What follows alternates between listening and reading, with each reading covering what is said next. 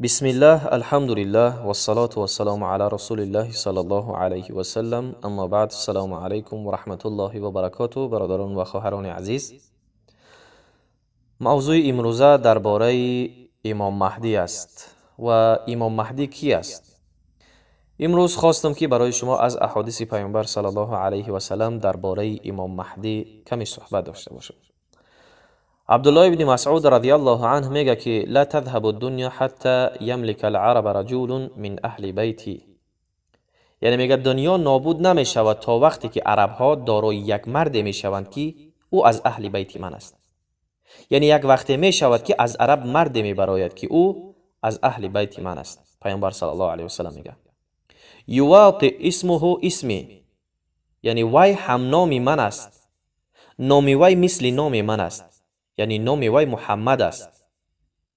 و در روایت دیگر آمده است که یواطئ اسمه اسمی و اسم ابیه اسم ابی، یعنی نام وی مثل نام من است، یعنی هم نام من است، محمد نام دارد، و نام پدرش مثل نام پدر من است، یعنی نام پدرش عبدالله است.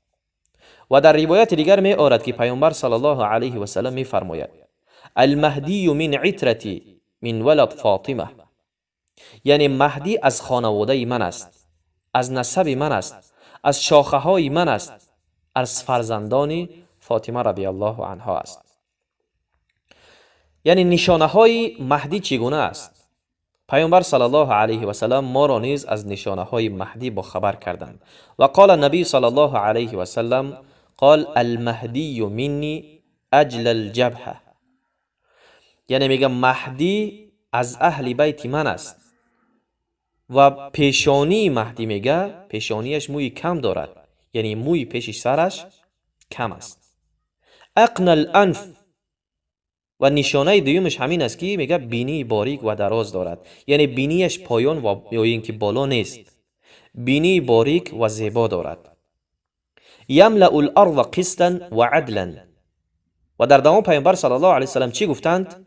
گفتند که زمین را همین مهدی پر از عدل میکند. کما ملئت ظلما و جورا، یعنی پیش از این، یعنی پیش از مهدی در زمین ظلم و ستم بود. وقتی که امام مهدی می آید عدل و انصاف را در روی زمین جاری میکند. یملک 7 سنین رواه ابو داود، یعنی امام مهدی 7 سال در روی زمین در بین مسلمان ها همین عدل را جاری میکند و حکمرانی میکند. 7 سال در روی زمین. و اینکه کی می براید امام مهدی؟ از ابو سعید خدری رضی الله عنه روایت است که پیامبر صلی الله علیه و سلم میگه که یخرج فی آخر امتی المهدی، یعنی در آخر امتی من، یعنی پیش از فرامدن عیسی و پیش از خروج دجال مهدی می براید. یسقیه الله الغیث، یعنی الله برای او، یعنی پیش از برآمدن مهدی از آسمان باران نمی بارید، قحطی بود، زمین رستنی نمی برآورد. الله وقتی که امام مهدی را میفرستاند پس برای مهدی باران را هم چیکار میکنه؟ عطا میکنه. آسمان امر میکند که باران ببار. وقتی که باران بارید زمین رستنی میبرارد. و تخرج الارض نباتها، یا زمین حاصل خود چیکار میکند؟ میبرارد، رستنی خود را میرویاند. و یعطى المال صحاحا، یعنی مال با مردم برابر تقسیم کرده میشود، مال زیاد میشود. و در دوام چی گفتند؟ و مال یعنی چاروا زیاد می شود. همه نمودی چارما، رمه، همه نمودی چاروا زیاد می شود. و تعظم الامه، و در دوام گفتند که امت من یعنی زیاد می شود، بزرگ می شود. یعیش 7 او 8، و همین مهدی زندگی می کند در بین شما 7 و اینکه 8 سال. و شاید بعضی از شما سوال کنین که آیا امام مهدی خودش میدوند که وی امام مهدی است و یا که نه؟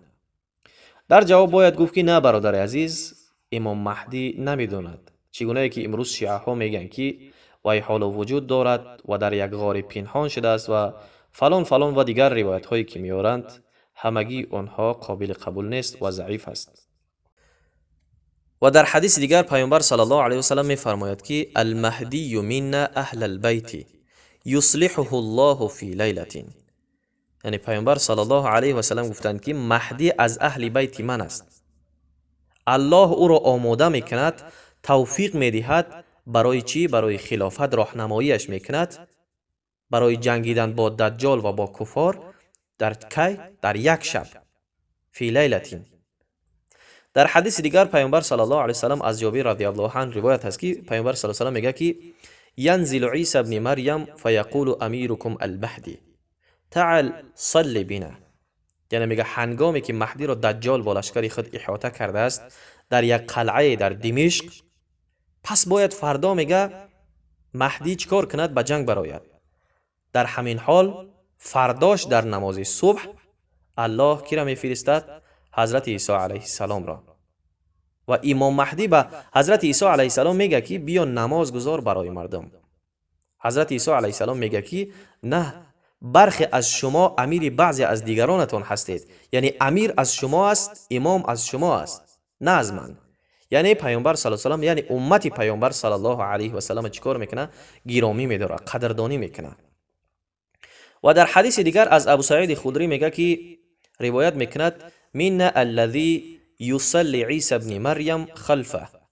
یعنی پیامبر صلی الله علیه و سلم میگه که از من و یا اینکه از امتی من مردی هست که عیسی پسر مریم از پس وی چیکار میکند؟ نماز میخواند.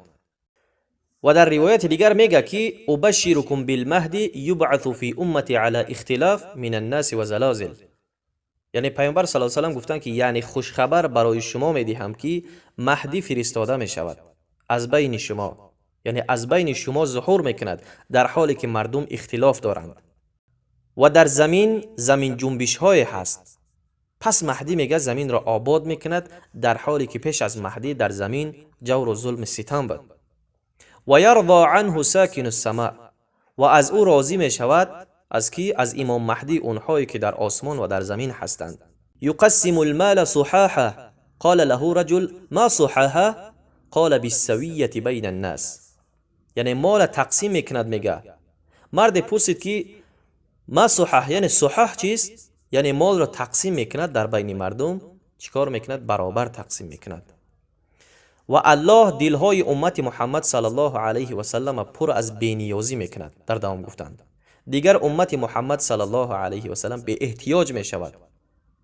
حتی منادی را امام مهدی امر میکند که فریاد کن من له فی مال حاجه. منادی فریاد میکرد است که آیا یگان کس به مال حاجت و احتیاجی دارد؟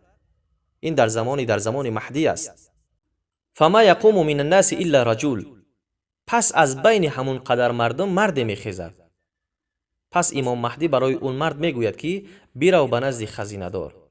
وقتی این مرد به نزد خزینه دار، یعنی به نزد بیت المال میرود، خزینه دار به او میگوید درو، یعنی به بیت المال درو و جمع کن برای خود مال را، یعنی چی قدری میخواهی بگیر. پس میگه این مرد میدراید اون قدر مال زیاد میبینه، مال بسیار برای خود جمع میکنه و بیرون میبراید میبیند که مال زیاد گرفته است. پس پشیمان میشود، میگه که یکی از امتهای محمد صلی الله علیه و سلم هستم که بد نفس هستم و میخواهد مال را برگرداند.